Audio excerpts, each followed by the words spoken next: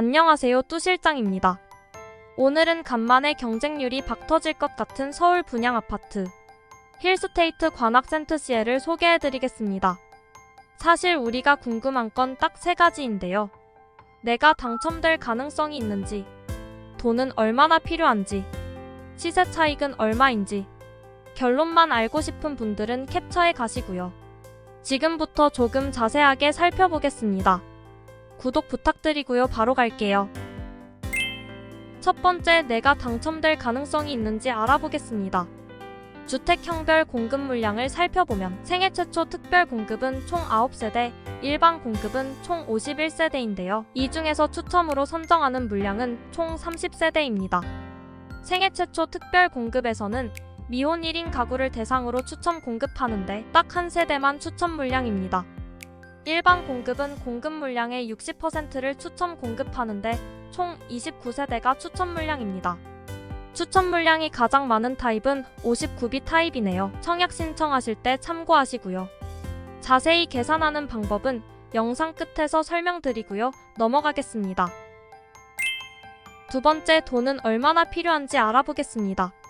주택형별 분양가를 살펴보면 8억 후반에서 9억 초반까지 분포해 있는데요. 각각 최고 금액이라서 층수를 확인하셔야 하고 그 층수가 몇 세대인지 확인하셔서 확률을 예측해 보시면 좋습니다. 계산하기 쉽게 모두 9억이라고 가정하고 돈이 얼마나 필요한지 알아보겠습니다. 자금 계획을 세우실 때는 2가지 경우가 있는데요. 하나는 대출을 받아 실거주를 하는 경우이고 또 하나는 입주 시점에 전세를 주는 경우입니다. 실거주하는 경우 필요자금은 분양가에서 보유현금을 뺀 금액이 되겠고요. 전세를 주는 경우 필요자금은 분양가에서 전세 시세를 뺀 금액이 되겠네요. 대략적으로 계산해 봤는데요. 실거주하는 경우는 2억 7천만 원이 필요하고 대출로 인한 원리금은 매달 300만 원 정도가 나갑니다. 전세를 주는 경우는 3억 정도가 필요하고 신용대출을 추가로 받지 않는 이상 매달 나가는 돈은 없습니다. 지금부터 자금 계획을 세우는 방법을 조금 자세히 알아볼 건데요. 실거주하는 경우에는 대출이 얼마까지 나오는지가 중요하고 전세를 주는 경우에는 전세 시세가 얼마 정도인지가 중요합니다. 대출을 최대로 받으면 KB 시세의 70%까지 받을 수 있기 때문에 KB 시세를 확인하시면 계산해 볼 수 있고 전세 시세는 네이버 부동산 어플에서 쉽게 확인할 수 있습니다. KB 시세를 확인하기 위해 KB 부동산 사이트에 접속합니다. 가장 가까우면서 가장 최근에 지어진 아파트가 있으면 거의 정확한데요. 힐스테이트 상도 프레스티지는 2013년식이라 준신축이지만 산을 넘어 역세권이기 때문에 11억 6천을 반영하는 건 어려울 것 같고요. 관악 드림타운은 가장 가깝지만 2003년식이라 오래돼서 6억 7,500을 반영하는 것도 어려울 것 같네요. 그래서 저는 봉천역 건너편에 있는 2019년식 이편한 세상 서울대 입구 아파트를 참고했습니다. 2025년에 준공되면 약 6년 차이가 나는 신축임을 감안해서 KB 시세는 9억 5천으로 계산해보겠습니다.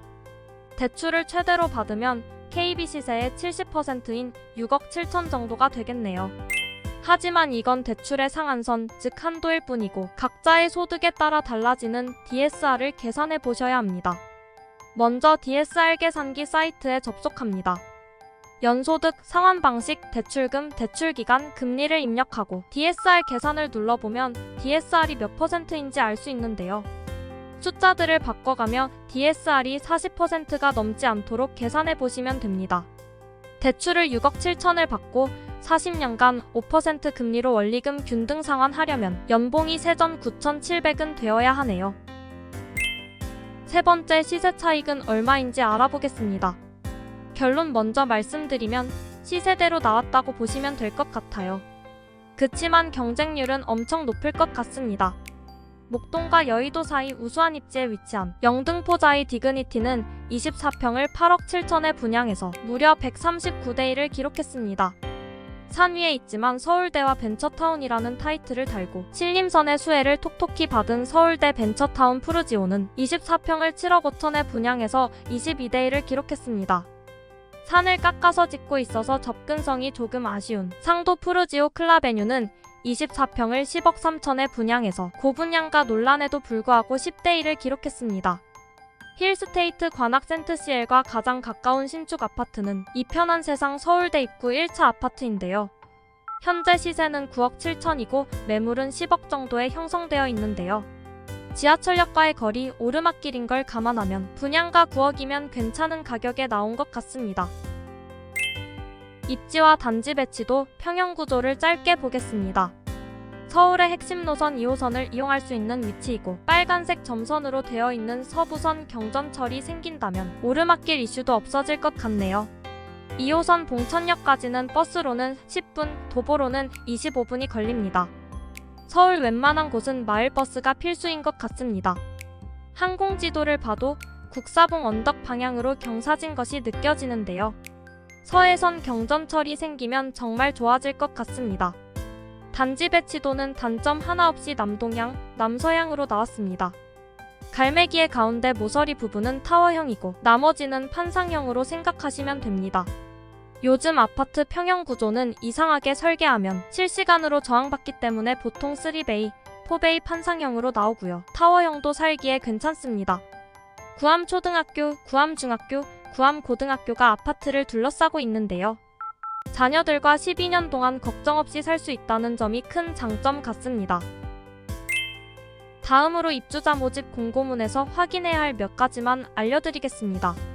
입주자 모집 공고문을 한 장으로 요약해 보았는데요.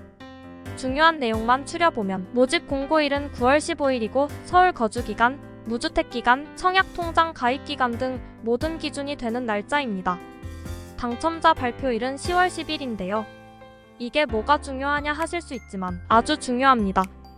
당첨자 발표일이 똑같은 아파트에 모두 당첨되는 경우 취소되기 때문인데요.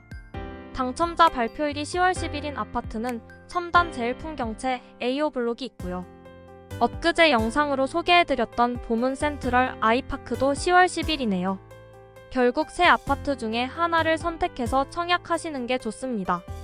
일반 공급 1순위 청약에 1주택자도 신청할 수 있습니다. 물론 무주택자보다는 확률은 낮습니다.